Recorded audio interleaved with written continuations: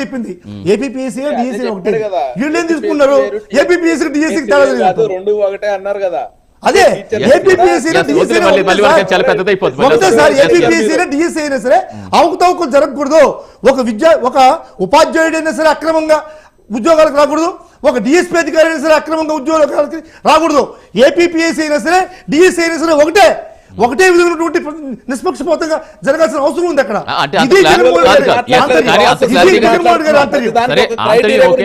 Clarity కూడా చెప్పాల్సిన అప్పుడే చెప్పేస్తుంటే జగన్మోహన్ గారి ఆంతర్యం ఇదే సార్. జగన్మోహన్ గారి ఆంతర్యం ఇదే. మీరు ఎవరు కాదనుకున్నా ఎవరు చేయదనుకున్నా జగన్మోహన్ రెడ్డి గారు. గిరీష్ గారు, సిబిఐ విచారణకి ఎందుకు మీరు భయపడుతున్నారు? మ్యూట్ లో ఉంది, ఒకసారి చెక్ చేయండి. గిరీష్ గారు మ్యూట్ లో చెక్ చేయండి ఒకసారి వాయిస్.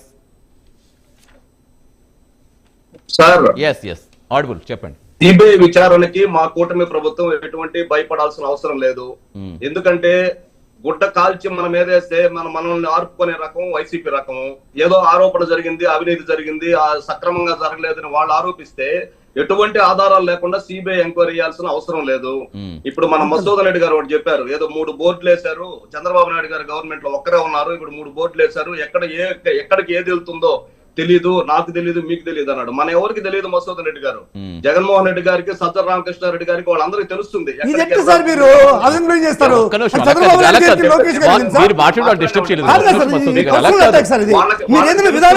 ఒక విధి విధానం ఉంటే మాట్లాడండి. కాదు, మీకు అభ్యర్థి పెడితే తర్వాత చెప్పండి. ప్రపంచానికి అతీతులా లేకుంటే దైవం సంపూతులా? వాళ్ళు కూడా మానవ మాత్రమే కదా. జంబ్లింగ్ విధానం జరిగేటువంటిది వాళ్ళకి ఎక్కడ తెలుస్తుంది? చెప్పండి, నైతికత చెప్పండి సార్. అలా కాదు, ప్రశ్న అడిగారు, మన ఎస్సీఆర్టీలో పనిచేస్తే నవీన్ కి ఎందుకు ఉద్యోగం ఇవ్వలేదు డిఎస్సీలో అని అడిగాడు మా రాఘవేంద్ర గారిని. ఆయన అడిగారు మసూదన్ రెడ్డి గారు. ఎస్సీఆర్టీలో పనిచేసినటువంటి వ్యక్తులు ఎగ్జామ్ కి అర్హులు కాదు. ఎస్సీఆర్టీకి ఇంటిమేషన్ లేకుండా ఎగ్జామ్ రాయడం మొట్టమొదట తప్పు. అతను అనుమతి లేకుండా, వాళ్ళకి ఇంటిమేషన్ లేకుండా ఎగ్జామ్ రాశాడు.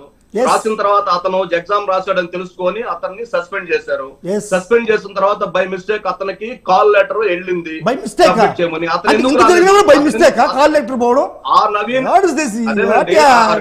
రిపోర్ట్స్ అతను వెరిఫికేషన్ వచ్చాడా సర్టిఫికేట్ చేశారు. అతను ఐడి ఎందుకు బ్లాక్ చేశారు? అతనికి ఎందుకు కాల్ లెటర్ పంపించారు? కాల్ లెటర్ పంపిన తర్వాత ఎందుకు ఇచ్చారు? అతను రాసింది తెలియదా? మరి మెరిట్ లిస్ట్ లో అతని పేరు ఎందుకు వచ్చింది? మరి అతని పేరు మెరిట్ లిస్ట్ లో ఎందుకు తీసేశారు? తర్వాత మీరు మాట్లాడండి దయచేసి. మసూదన్ రెడ్డి గారు దయచేసి సమయం ఉండదు మనకి, ఇలా వాదనలు వద్దు. గిరీష్ గారు కంటిన్యూ చేయండి. అదే ఆయన ఎందుకు వచ్చి అక్కడ ఆయన సంబంధించిన రికార్డ్స్ ఎందుకు పేపర్ సబ్మిట్ చేయలేదు? ఎందుకంటే ఆయన తప్పు చేశాడు కాబట్టి, అందుకని ఆయన రాలేదన్నమాట. మీరు చెప్పేది ఏంటంటే సిబిఐ ఎంక్వైరీ భయపడుతున్నానని చెప్పారు సార్. మీరు సిబిఐ ఎంక్వైరీ భయపడాల్సిన అవసరం లేదు. ఎందుకంటే మన రాష్ట్రంలో ఎన్ని కేసులు సిబిఐ ఎంక్వైరీలో ఉన్నాయి. స్వయాన బాబాయినే గొడ్డలు పట్టుకు చంపేసి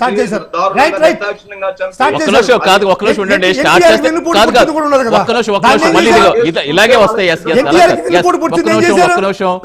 అలా కాదు, ముఖ్యమంత్రి చంద్రబాబు నాయుడు ఏ విధంగా ముఖ్యమంత్రి అయ్యాడు? ఒక్క నిమిషం మధుసూదన్ గారు,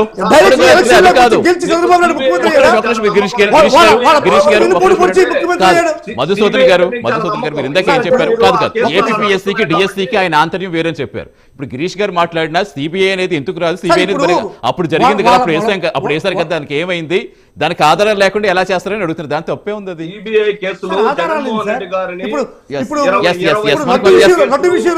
ఏం ఆధారం ఉండేది? సిబిఐకి వచ్చింది, సిబిఐ వచ్చింది.